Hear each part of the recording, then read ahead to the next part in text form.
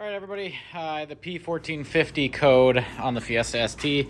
So I swapped out this harness and unfortunately did not fix my problem. It went away for like a day, I feel like, and then it just stopped working. So today we're gonna jack up the back of the car and replace the canister vent valve here. There's a little charcoal canister in the back, and if this vent gets stuck and won't open, then it's gonna keep throwing that P1450 code. Okay, I wanted to take a second to talk about the easiest way to jack this up if you have a floor jack like me.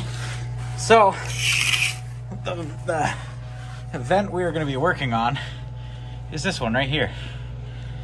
There we go, that's a little better. So you can see the plug going right into it here. It's super easy, you really don't have to jack it up that far, but that cross beam there is a great place to jack it up. So I actually went under the charcoal canister to that, and then you can't see them great, but the jack stands on both sides, these behind it, kind of like that, and just popped it up and out, and it came out really easy when I did that. And that way I can just take this out.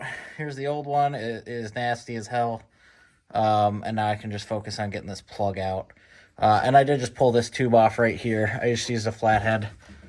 Oops. I just used a flathead to wiggle this off, and it's all very dry and nasty. But anyway, that's that.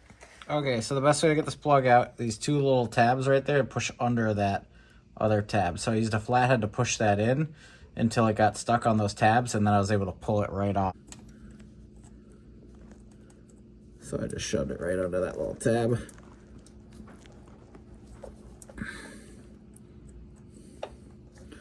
Very hard to show on camera.